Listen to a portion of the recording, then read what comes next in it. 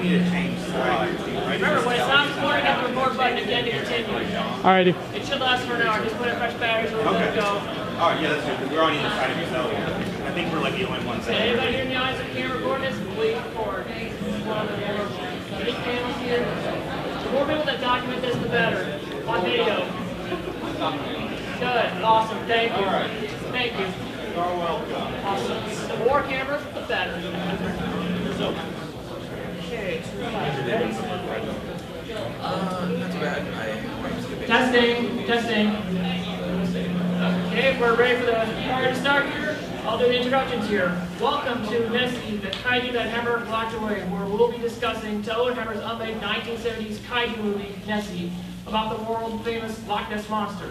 This is a film that has long been a subject of great interest for many fans on both sides of the Pacific, as well as a source of rampant rumor and unverified speculation.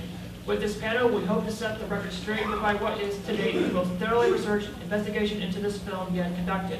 Drawn from Japanese and British sources, we will dive deep into the mysteries of Loch Ness and uncover what monsters may be lurking in its depths.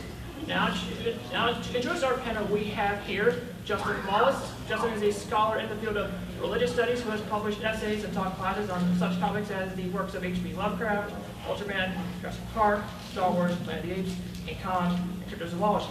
And he's a frequent guest on the podcast, The Film Point, where he's discussing all things kaiju. And next up is a very familiar panelist for most of you here. It's author John LeMay. John is the author of several notable books on unmade kaiju movies, including The Big Book of Japanese Giant Monster Movies, The Lost Films, Terror of the Lost Tokusatsu Films, From the Files of the Big Book of Japanese Giant Monster Movies, and most recently, Kong Unmade, The Lost Films of Skull Island. Bottom next, another no stranger here, Kevin Derendorf, the author of Kaiju Pepsters, 101 Alternative Giant Monster Movies, and runs the blog and podcast, Major Patrol, where he regularly reports on Japanese pop culture. Next up is my friend Samuel Eiler, a lifelong fan of kaiju films and the Loch Ness Monster. And finally, for myself, Greg Noneman. I'm the host of the Paleontology podcast for History and Traveler's Guide, where I usually discuss things of the paleontological and prehistoric, which sometimes crosses over into the fields of kaiju and cryptozoology. Some of my past interviews with guests in this genre include King Kong artist Joe DeVito, special effects artist Jeff Farley, and also Meg series author Steve Alton has written a novel about the Loch Ness Monster titled The Loch, which has a sequel coming out later this year called Loch Heaven's Lake. Woo! And now I'll pass off the mic to Justin, who will get us started. Hi. Hi. So as Greg said, my name is Justin Mullis, and like many of my fellow panelists and many of you, I've had a lifelong interest in monsters, specifically kaiju and also the kind of monsters that are of interest to cryptozoologists. So when Greg first proposed the idea for this panel, it was a really easy thing for me to jump on. So also earlier this year, I published a essay called Crypto Fiction about the history of cryptozoology and science fiction, which if you want to purchase was published in a very expensive academic book, or you can go find my Academia EDU page and read it for free. I don't care. I just want people to read it. But anyway, so what I would want to do right now, before we jump into kind of the meat of this panel and start talking about Hammer and Toho's unmade Nessie movie, is that I kind of want to do a version of that paper, but zeroing in specifically on kaiju movies and talking about their intersection with cryptozoology. And also, just because we're at G-Fest, I assume everybody here knows what kaiju is, but I'm going to err on the side of caution and assume that maybe not everybody knows what cryptozoology is. So, but it's a term that you might have heard, especially because Legendary has started using it in their MonsterVerse stuff. Not directly in any of the movies yet, but the term shows up, for example, Kong Skull Island. They put out these kind of like fact cards for the different creatures that were on Skull Island, and they use the term cryptozoology. And then more recently, the novelization for Godzilla King of the Monsters, they use the term right there on the back.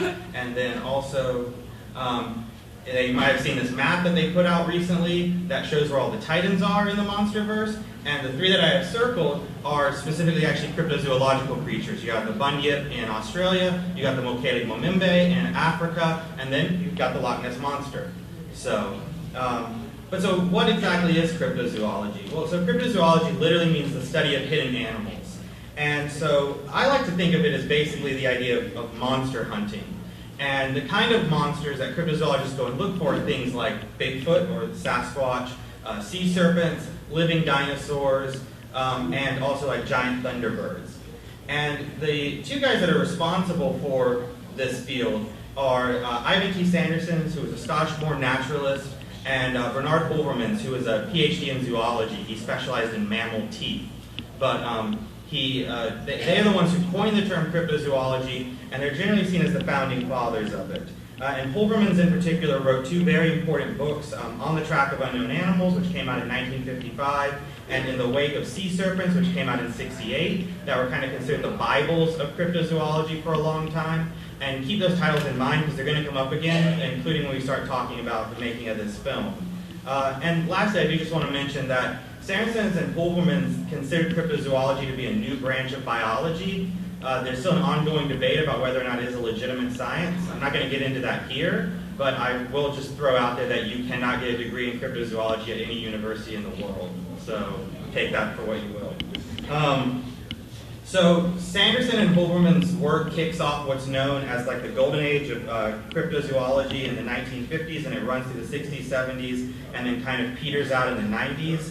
And this is not coincidentally the same time that giant monster movies are getting started. And so you actually see a lot of cryptozoological tropes in early monster movies. And so, for example, one of them is that somebody gets a fleeting glimpse of a strange, unusual creature. So you see that, for example, like Beast from 20,000 Fathoms. The first time they see the monster, it's very brief, almost blink and you miss it, but it was there, right? And of course, nobody believes the guy who saw it, right? He's like, I saw this thing, and they like throw him in a mental hospital, right? So another important trope is the discovery of circumstantial evidence, like blurry photos, footprints. So you see this in Rodin, for example. They get this incredibly blurry photo of Rodin. They first think it's a UFO. They're not really sure. And then, for example, in the original Godzilla, you have them discover giant, mysterious footprints in the sand on the beach. And that's a trope that's gotten repeated in several subsequent kaiju movies. Another important trope is characters, whether they're explorers, scientists, legend trippers, travel to some remote area to try and find this previously unknown creature and capture it. And I mean, what kaiju movie has that not been done in, right? There's so many of those. And then also really important, the final one here that I want to discuss is that the creature is usually identified as a prehistoric survivor, so an animal that was thought to be extinct and turns out to still be alive. And again, that applies to many, many classic kaiju and lots of creatures here today. Now, one of the most familiar cryptozoological creatures is undoubtedly the Yeti or the Abominable Snowman. And so I'm actually going to hand things off to John here for a little bit, and he's going to talk to you a bit about the Yeti. All right, thank you, Justin. In November of 1951, mountaineer Eric Shipton sent a set of photographs to the Illustrated London News showing what appeared to be four-toed human-like tracks he had discovered while attempting to scale Mount Everest.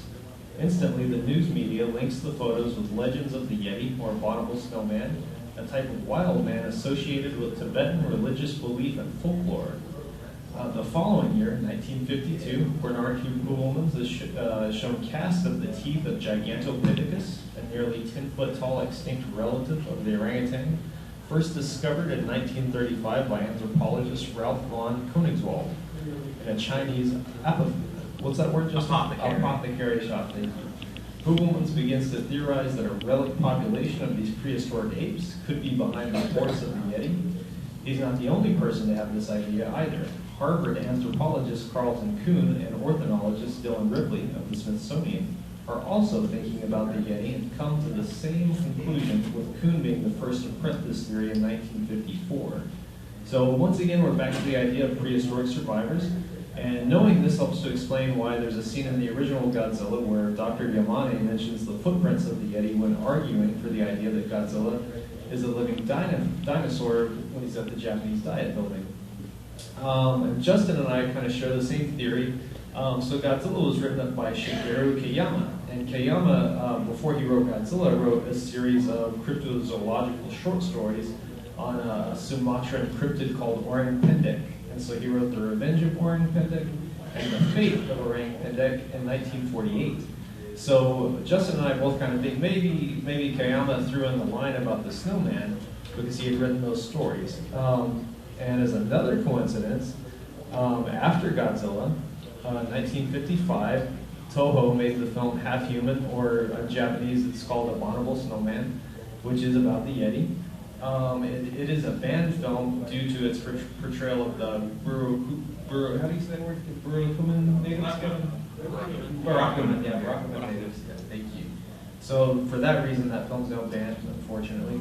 So Half Human, the American version, was very influential when Warren Coleman watched it as a young boy.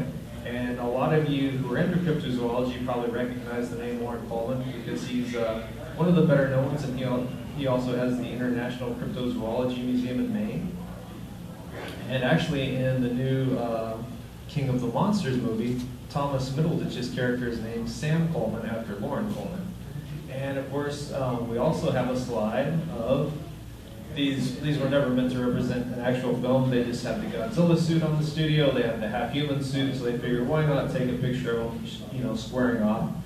But coincidentally, it does kind of foreshadow Godzilla's battles with Yetis, not in movies, but in the Marvel comic book, the Hanna-Barbera animated series, and also Godzilla, the animated series from Fox in 1998. Usually when they would have Godzilla fight the Yeti was just kind of a stand-in for King Kong since they couldn't actually use King Kong. So this was basically the same logic when they produced, or when the Shaw Brothers produced. Oh yeah. Yeah, okay. Yeah, so the Shaw Brothers produced Mighty Peking Man. Some of you might have been here last year, and you might have been lucky enough to see the suit maker, Kizo Murase, actually wear the Peking Man suit and run around. That was pretty cool. But the Mighty Peking Man is another good example of a cryptozoology movie, focusing on the Yeti, and it had special effects by Sadamasa Arakawa, who did the effects on Son of Godzilla and Destroy All Monsters. He also had help from Koichi Kawakita of the Heisei Godzilla series. Then there was also, let's see, the Italian movie Yeti, Giant of the 20th Century, which was another, basically based on the 1976 King Kong. And this conflation of King Kong with the Yeti as well as Bigfoot is really quite common, as evident from the 1970 American B-movie Bigfoot, which featured the tagline, "The grandest monster movie since King Kong," and in Sweden it was actually released under the title King Kong's Son Bigfoot. But we've put enough time on the Yeti, so let's go ahead and discuss the monster we came here to talk about today, Nessie. They also reference the Yeti in Peter Jackson's King Kong, but yeah. All right, so Nessie. All right, so world's fastest primer on Nessie for anybody that's not familiar. So the Loch Ness Monster story really begins on August 4th, 1933, when the Inverness Courier, which is the main newspaper in the Loch Ness area, prints a letter from a Londoner named George Spicer, who claims that on July 22nd, him and his wife had been driving along the side of the loch in broad daylight when they saw a creature resembling, quote, a dragon or prehistoric animal, which he said crossed the road, quote, about 50 yards ahead, and appeared to be carrying a small lamb or animal of some kind in its mouth. It seemed to have a long neck, and the body was fairly big with a high humped back, end quote. So Spicer's sighting is important in the history of Nessie research because it's the first time that anybody describes anything that sounds like a dinosaur or a prehistoric marine reptile living in Loch Ness. And Spicer's sighting ends up resulting in a media frenzy, and it generates a lot of attention, including, according to researcher Peter Costello, there were even Tokyo-based newspapers that picked up on it. So I haven't been able to confirm that for myself, but I think Costello is reliable enough there. There were a few more sightings after the Spicer sighting, including a dramatic one on January 5th, 1934, in which a young medical student named Arthur Grant claims he almost ran Nessie over with his motorcycle. And then a few months later in April, Robert K. Wilson takes what is the most famous photo still of the Loch Ness Monster, the surgeon's photo, which is called that because of Wilson's profession. However, despite these developments, interest in the Loch Ness Monster starts to wane and pretty much dissolves with the onset of World War II. People had more important things to think about.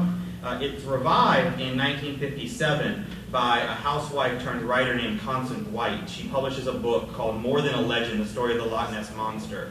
And it's this book that really revives interest in the subject and also popularizes the idea that Nessie might be a surviving plesiosaur.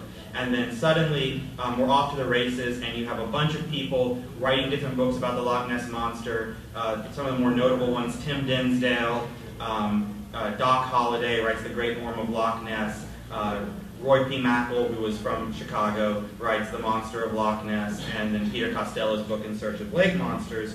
But among these people, none are as interesting or as notable as Sir Peter Scott.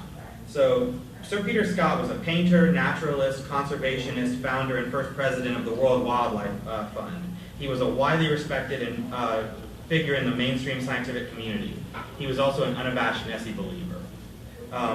And so in 1961, he founded the Loch Ness Phenomena Investigation Bureau, and in 1975, succeeded in having a paper published in the December issue of the journal Nature, volume 258, if you want to go look it up, which is the most prestigious scientific journal in the world. 95% of all papers submitted to Nature get rejected. Scott got one through, and it was about the Loch Ness Monster.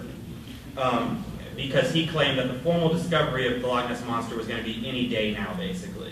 And the reason for this is that Scott was heavily influenced by this guy, Robert H. Rines, who was an American lawyer who founded a rather dubious and misleadingly named organization called the Academy of Applied Sciences in 1970, and between 72 and 75 took a series of underwater photos, which you can see right here, which he claimed showed the Loch Ness Monster's flipper head and entire body. So now, of course, Scott's assurance that Nessie was going to eventually appear in real life didn't happen, and the Loch Ness Monster faded back into the realm of myth and legend and cryptozoological speculation. But he also started, or she also started showing up in media, including kaiju media. So some notable examples of the Loch Ness Monster showing up in kaiju media include, actually the earliest that we know of is Toei's King Kong show, but that episode is lost, unfortunately. After that, you have episode 10 of Subraya Productions' Ultraman, where Nessie is going under the alias Jirus and is played by Godzilla with a frill around his neck. But in the dialogue of the show, it's supposed to be Nessie. You also have a 1967 series from P Production called Kaiju-Oji, or Monster Prince, where you have a Brontosaurus as the main monster, who is named Nessie. The special effects for that were done by Kuminori Obayashi. 68, Nessie shows up in another Subraya television series, Fight Mighty Jack, again as a sauropod-like monster called Zarus. Zarus would later also show up in Red Man, both the TV show and Matt Frank's comic, so that's what that stills from. And Nessie has also turned up in both the American animated Godzilla series from '98 and from that same year, the Kong series. So, Loch Ness Monster gets around in kaiju media. And just an important note here, because you'll see this in some of the later slides. So in Japan, monsters searched for by cryptozoologists.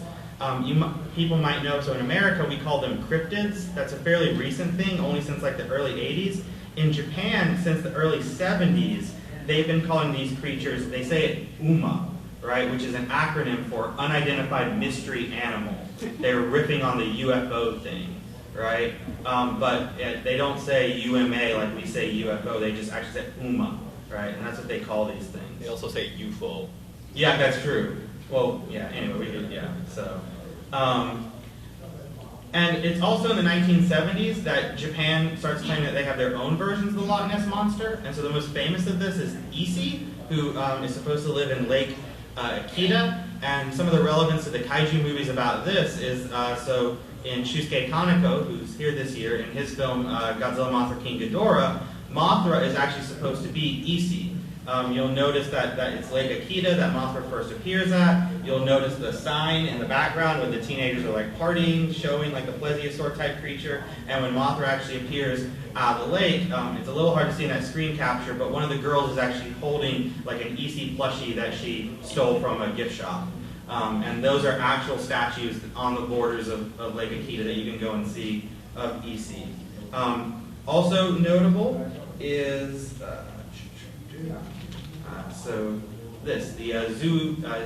Zuimaru incident. So, which happened on April 25th, 1977, and basically there was a Japanese fishing trawler, the Zuimaru. It was 30 miles off the coast of Christchurch, New Zealand, and it snagged a 33-foot-long, 4,000-pound carcass in one of its nets, hauled it to the surface. As you might be able to tell, it sort of superficially looks something like a plesiosaur. It apparently also stunk to high heaven, and so they took like a skin sample of it, some photos, and then threw it back. when the story got out of the Japanese media, they dubbed the carcass New Nessie, and it became a media sensation in Japan. There were some Japanese scientists who jumped on the idea that this thing was a plesiosaur and promoted that idea, but once the analysis was done of the skin samples, it was shown to be a basking shark. So, and unfortunately that part of the story has not been as well promoted as the plesiosaur thing. You still hear sometimes people saying it was a plesiosaur, including in the 1991 film Godzilla vs. King Ghidorah. They bring it up and they show pictures of the Zuimaru carcass. And interestingly enough, I noticed when I was getting the screen cap for this, you can see kind of down there in the corner as well, Sir Peter Scott's Nessie painting that I showed earlier. And also most recently in the 2014 Godzilla film, one of the redacted opening credit sequences talks about the Zuimaru carcass, and almost every single thing that they say in that little text block is wrong, including the fact they misspell Zuimaru. So, but it's still alive. And in an interesting case of synchronicity, right around just a few days after the Zuimaru incident, Toho released their Jaws-inspired monster movie, Legend of the Dinosaurs and Monster Birds, about a living plesiosaur and pterosaur in a lake next to Mount Fuji, and the special effects for that were also done by Fuminori Obayashi.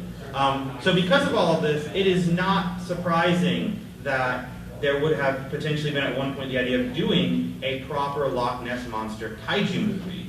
And so now that's what we're going to get into, and I'm going to pass things off to Kevin to get us started talking about the Loch Ness Monster movie from Toho and Hammer that never was. Yeah, so we've talked a fair bit of background of the Loch Ness Monster, but let's talk a little bit about the background of Hammer Studios in the UK. Okay, I heard a woo. That means somebody's familiar with that. Show of hands.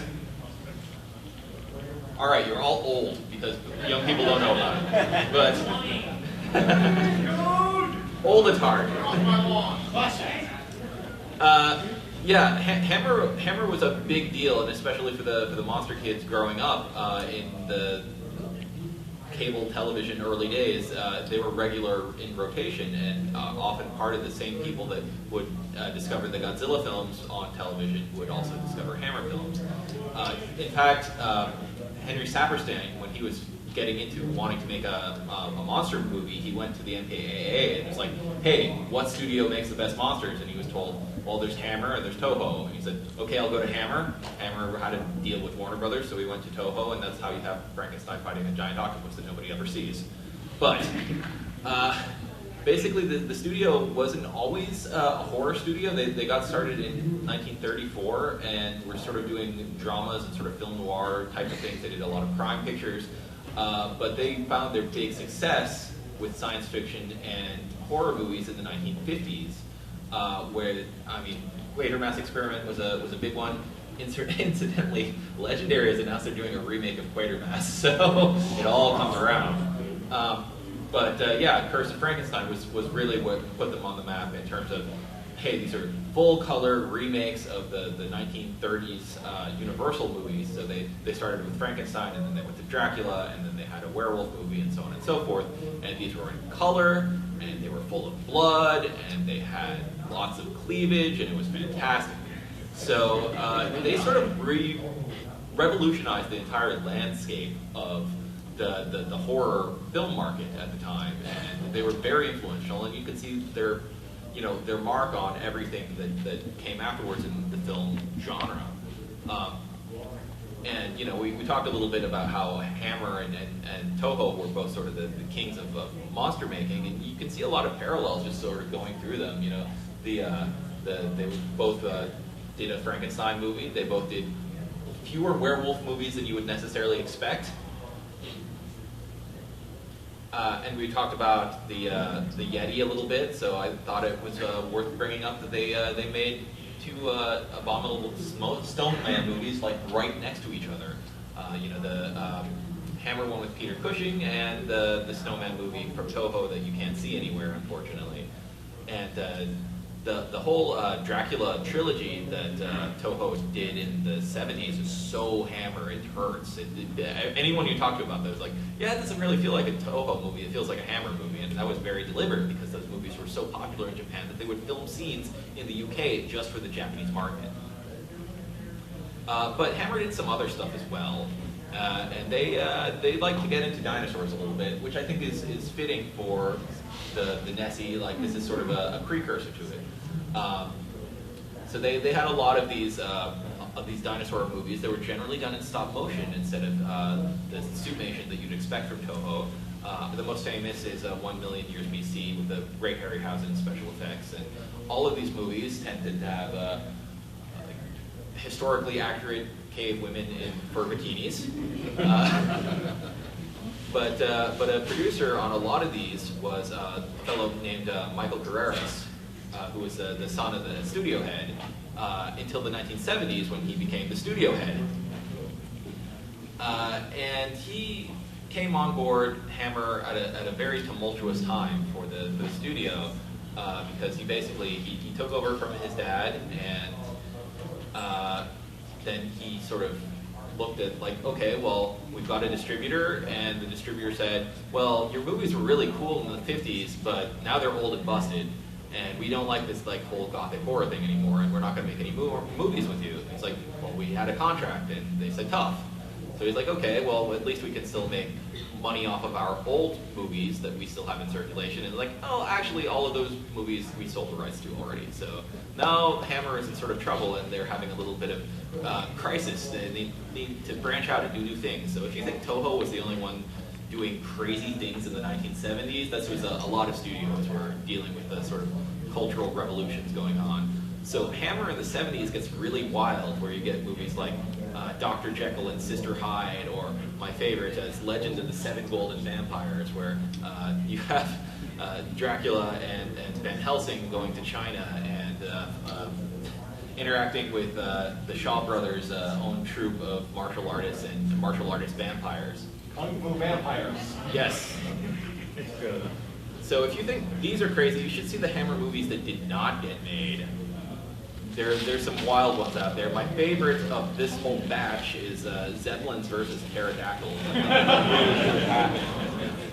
But alas, it just was not meant to be. So they had a whole ton of things on their roster in the 70s that they were really hoping to get out the door and that would be their next big thing. And, you know, like any good studio at that time, they were aware that in the mid-70s there was a movie called Jaws, and they should exploit Jaws by making a Jaws knockoff like every studio did at the time, including the Legend of Dinosaurs and Monster Birds that we just previously talked about. So that all brings us to Nessie. And Nessie has quite a loop-de-loop of a production history in terms of it went through many drafts from many different people attached, and we can just sort of make a quick run through of all of the different versions. So it first was sort of conceived in January of 1976, and it was a relatively quick production cycle. Basically all within 1976, and then it was about 1978 when they finally stuck a fork in it, and it wasn't necessarily going to happen anymore. So this version was written by Clark Reynolds, of previously done the Viking Queen, and we don't know if that version was actually titled Nessie at the time. It might have just been titled Monster, which is not a good title for a movie. We can't find a copy of it, unfortunately, but it was a good enough pitch that Carreras was able to go to Paradigm Films, and he approached David Frost, who famously interviewed Richard Nixon, and he sort of went up to Frost and was like, hey, I noticed you're making a Loch Ness Monster movie to exploit Jaws. What if we just made our movies the same movie? And Frost was totally fine with that, so they sort of joined forces. Initially, because, you know, Hammer's history, they wanted to do this in stop motion, namely with Jim Danforth attached. And Jim Danforth had previously been, was he nominated, or did he actually win for He was nominated. Yeah, Danforth was nominated twice for an Academy Award, one time for When Dinosaurs Ruled the Earth, but the first time was for The Seven Faces of Dr. Lao, which has Nessie in it. Yeah. Yeah. Ironically, Danforth couldn't get on board with this project because he was busy with his stop-motion animated King Kong movie, which you can hear more about from John at some point. Yeah. because that also never happened. So at this point, they're like, okay, well, we need somebody to do special effects. Hey, Toho, they do special effects. Let's do some tumultuous times with the special effects department and sort of doing different experimental things, which you look at all of the unmade movies that they have, and it's fantastic. Anyway, Toho agrees to put in for $1 million, which is about a third of the budget, but in that case, Toho gets perpetual rights to the character, as well as the Japanese distribution. So I don't know what they wanted to do with the character. Maybe they had in mind, like, this is a huge success, we can have a whole Nessie franchise, we can bring back Godzilla, Nessie versus Godzilla, this is all speculation, but who knows? But they also were like, hey, if we're making this, it's weird to just have it be set in Scotland and England and stuff. Let's like it goes all over the world. It could be a grand globe-trotting adventure. So instead, Nessie is like traveling to the South Pacific and things like that. And of course, they wanted Akira Ifukube to do the score because, of course, they did. Why wouldn't they? So in the meanwhile, they do another draft of the screenplay. There's only one surviving copy that we know of. This was written by John Starr, who was attached to the Hammer movie Vampirella, which also never got made. There's a lot of this going on, but that's movie making, actually. So the only copy of this that we know of is still with Teruyoshi Nakano, as is the third draft, which was from Chris Wicking of Blood of the Mummy's Tomb and To the Devil a Daughter, which are both very late phase Hammer films. And he was inspired by a book called In the Wake of Sea Serpents and decided from this version to make Nessie into an elasmosaur and sort of gave a whole reason for her to travel around the world in terms of going to the Pacific to spawn. And we'll get more into the plot details of these various drafts later down the road, but I'm just giving the quick history of how the screenplay evolves. In the meantime, Toho got to work. They were a little surprised by this because Toho like keeps things until the last minute, and they're like, "What? This movie's coming out in October, and it's March. We're working on it. Oh, that's weird." But Yasuyuki Inoue did some creature designs for it. This is probably the most famous image that you'll find around with this green skin and yellow spots. There's a handful of other, much more scribbly sort of images out there, just in terms of trying to figure out how the scale will work, how the special effects shots will come together. So some of these things aren't entirely clear. Similarly, like with this storyboard, Akihiko Iguchi did most of the storyboard work. A lot of it looks better than this. You get these sort of things like these. You can see that at one point they have an idea for Nessie to have horns. That sort of by the later versions got phased out. There's also, the different. There was some evolution going on, so all of the concept art isn't necessarily going to look like the other concept art that finally went through. But just sort of going through, you can see some of these different concepts that would have been pretty spectacular if they'd come to screen, especially given the tenure of the people doing special effects at Toho at the time.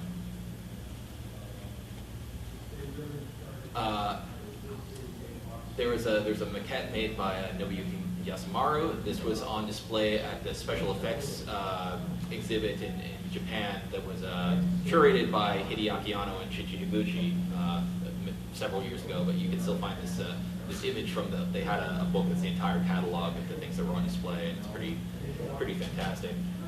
There's a handful of other images of the various maquettes. So we have the full-scale one, which gosh, I don't remember exactly how long it was, but it was quite a huge piece. They were bragging about how expensive it was when they were promoting the film. And then the smaller scale, you can see in the bottom corner, color image is not part of the same. It was a 1/4 scale clay model. Right. Yeah. In the meanwhile, Teruyoshi Nakano went to England many times to visit Loch Ness for research. I couldn't find any images of him, so I just put in an image of Loch Ness according to Toho's fighting games.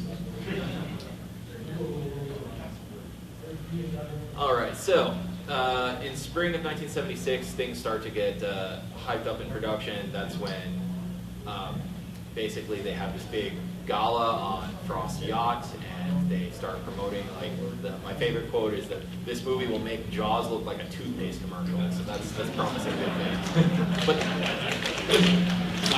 But then they also say that it's based on existing evidence, so I don't know. Carreras goes to Cannes to sort of try to get funding. In the meanwhile, the budget is starting to balloon. You know, at first they're like, oh, this will be a $3 million movie. Now it's a $7 million movie. They're putting out ads in Variety, and then they actually, for all of the Jaws stuff, they actually get approached by the company that was marketing, merchandising Jaws to also get on this project. So I don't know, there might have been some interesting merchandise with this if it actually come to fruition. So we get into a handful of more drafts at this point, and this is sort of the last round of drafts that we go through before things start to get sort of a little bit on the dire side. And Carreras goes to Brian Forbes, who had just done very well with the Stepford Wives, and Forbes declines to direct, but he says that he'll work on the script. And he does several drafts. Unfortunately, what happens with those drafts is Carreras isn't happy with them, and he starts editing them, and he doesn't tell Frost that he's editing them, and then he doesn't tell Forbes that he's editing them. He gives the edited drafts to Frost. Frost then shows the edited versions to Forbes. Forbes is like, "What? This isn't what I wrote," and then he storms off, and then things are not good from then on. And then as a sort of a last-ditch effort, well, he's like, well, okay, this guy's definitely not directing for us now, but we still have the script. He goes to Michael Anderson, who just directed another Jaws knockoff called Orca. And, I love Orca. And that also fell apart. So let's bounce to Sam. All right. Meanwhile, there was still the issue of Nessie's. Oh, sorry. Pardon me. Meanwhile, there was still the issue of Nessie's $7 million budget. Attempting to offset the production costs, Carrera wrote to representatives of Germany's Constantine Films, a former indie film studio, is now kept afloat via the softcore porn business, about either setting up a production studio in Germany to take advantage of the country's tax shelter laws, or alternatively receiving a loan to make Nessie. In return, Carreras promised Constantine the German, Austrian, and Swiss distribution rights. However, Constantine declined and a year later declared bankruptcy. Carreras continued to seek financial aid for Nessie anywhere and everywhere from private South African investors and Iranian, is that it? Iranian Yeah, bankers. thank you. Yes. Yeah, thank you. Sorry about that.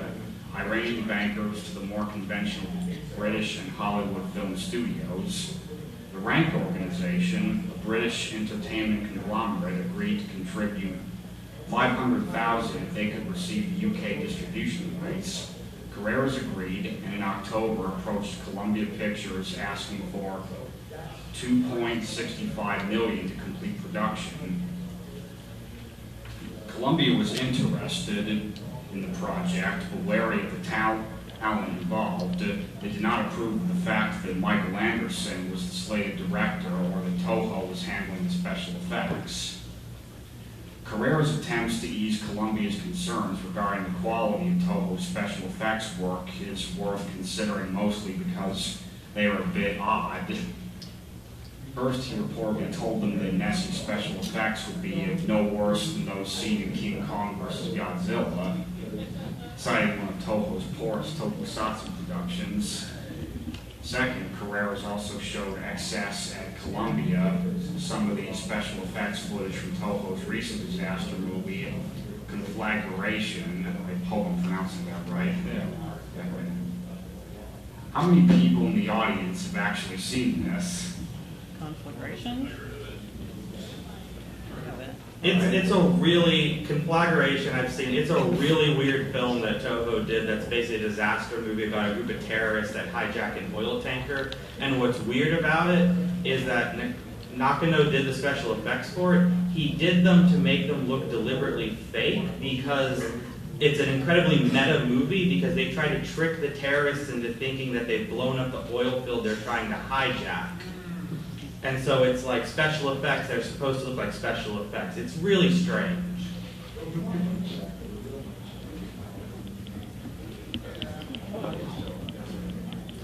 Still unimpressed with Nakano's special effects, Carreras agreed to up the film's overall budget to $7.5 million and to devote the extra money to ensuring the quality of Toho's work. It was only then that Columbia agreed to contribute the $2.65 million. However, when Carreras reported the new budget back to Frost, he was informed that Paradigm Films was unwilling to raise their contribution, which in turn sent Carreras back to Columbia asking for more money in exchange for worldwide distribution rights to the film, with the exception of Japan, which had been promised to Toho, and the UK, which had been promised to Rank. Columbia accepted, and Carreras set March 1st, 1977 as the date to begin filming, with the general release date of July 1977. It was here that things started to go south. First, Hammer was hit with a cease and desist by 20th Century Fox, who claimed copyright infringement on their own production Loch Ness Monster movie. Next, internal turmoil erupted at Columbia over allegations of financial malpractice, which resulted in a complete restructuring of the company. Talk about a cluster, you know what. Those who had brokered the Nessie deal with Carreras were gone, and with them so was Columbia's involvement in the project. With Columbia's money no longer available and a possible lawsuit looming, Carreras was forced to delay the start of production, which in turn provoked the ire of Toho, who had invested more money and resources into actually producing materials for the films than anyone else so far, and already felt the production of the film was taking far too long, especially when judged by Japanese standards. In a last desperate bid, Carreras co-produced the producer Ewan. Is that Ewan? Oh yeah, Ewan Lloyd. Yeah, thank you. Ewan Lloyd tried to fund Nessie via Geneva-based consortium of European banks, only to have that also fall through. Nessie was, for all intents and purposes, dead in the water.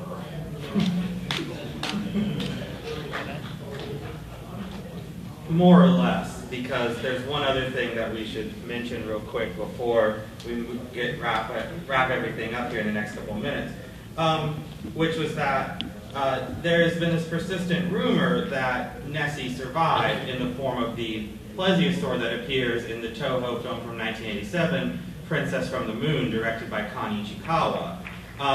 And so John has done some research for this for his Lost Film books, and what we discovered is that basically the rumor that the plesiosaur in Princess of the Moon is the prop that they built for Nessie is not true. What it actually is that they still had the maquettes laying around, and they used that as inspiration for the dragon or plesiosaur that is in Princess from the Moon. So, and the idea that this was the actual model was basically a result of a mistranslation from information that was found in one of the Godzilla Chronicle books published in 1993. But double checking those sources has shown that it's not actually the actual model. They never made a model that big. And more recent interviews done in 2018 with Nakano and Nobuyuki they've also testified that yes, this was the case. They looked at the maquettes that were still laying around Toho, and they were like, we want to use this for the dragon in this film. So in a weird way, Toho's Nessie does kind of survive as an elasmosaur-like dragon in Heian era Japan.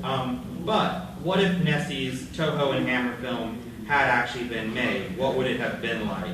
And I'm going to let Greg do this last part real quick and wrap it up with a plot synopsis. And I want to say that We unfortunately have not been able to see any of the scripts for this movie because, as we noted, 2 of them are in the possession of Nakano, and 2 of them are kept in the archives of D. Munford University. I contacted D. Munford University, and they informed me that they are still under copyright by Hammer, so they can't make copies of them. So the only way you can see them is that if you have the money to jump on a plane and fly to the UK and go to their university and sit there for a couple days and read the scripts, that you can do that. But maybe we'll start a Kickstarter if you want to send us to the UK.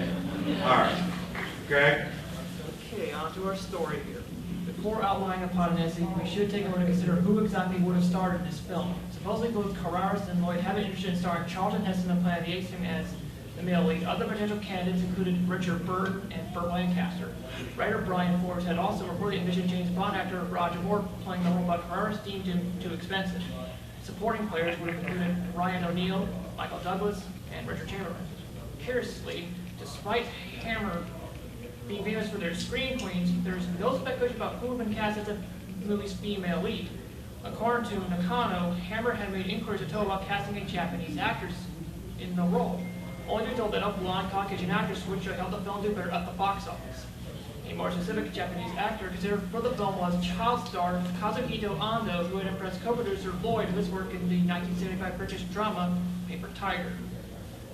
Carraris' abridged 1978 script did have a cast attached to it and included Richard Harris as Channon, Catherine Ross as Susan, and Richard Widmark as Mark. However, since Nessie was never made, all such casting is only speculative. As we describe the film's story to you now, alongside accompanying original art by a variety of talented artists, feel free to imagine whatever actors or actresses you might have liked in these roles. And as a final note, the following plot synopsis is gleaned from what has been published previously in other magazines and books dealing with this film. As previously noted, all surviving scripts for this film are held in private collection, and as a result, no one on this panel has been able to see the actual scripts at this time. This following synopsis comes to you from Tokusatsu Hiho Volume 8, translated by audience member Michael Field. The story begins at Loch Ness in Scotland. A tanker truck from the National Nuclear Energy Research Center and containing gallons of a mutagenic steroid called Butane-4 crashes into the loch. Nessie, a 1 million-year-old elasmosaurus, consumes the steroid, quickly grows from a 12-meter plesiosaur into a kaiju-sized 60-meter monster. And during a thunderstorm, Nessie abandons Loch Ness for the North Sea with her ultimate goal of returning to her ancestral breeding grounds in the South China Sea. In the process of departing the loch, Nessie destroys a small village.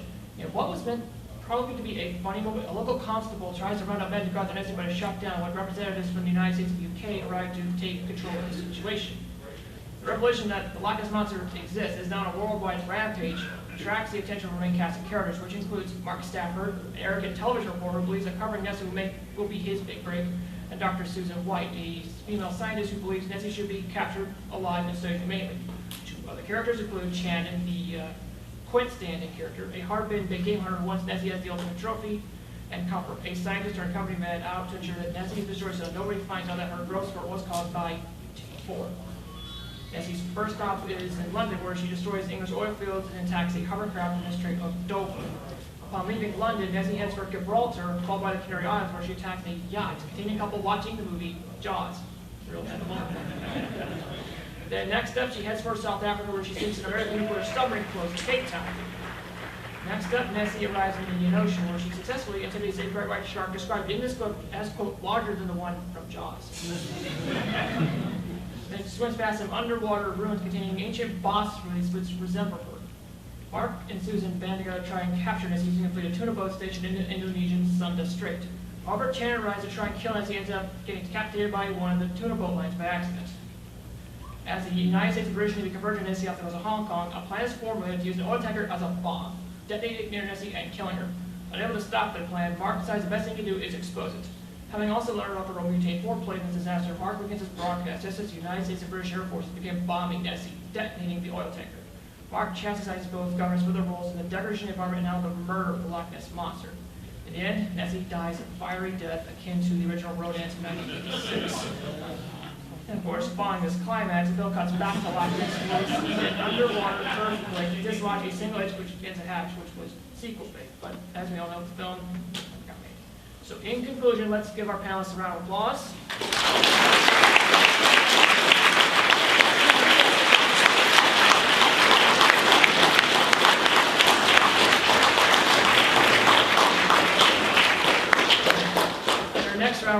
special shout out to audience member Michael Philpers who are translating that Tokusatsu Hiyorai article on us. So we'll have a nice day, Michael.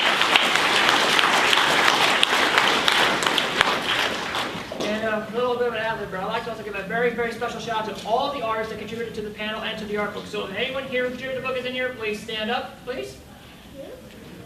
And give them a special shout out.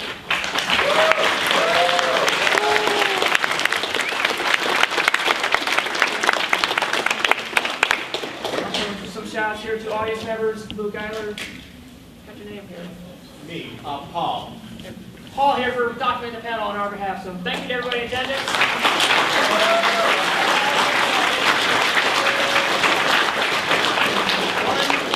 One last thing here. I've got this thing for sale. If you guys want to buy something here to help support us and all that. So It's all the art that was commissioned for this books. panel. So if you want a bunch of drawings, awesome drawings of Nessie destroyed and stuff, that's your book. Come right on up.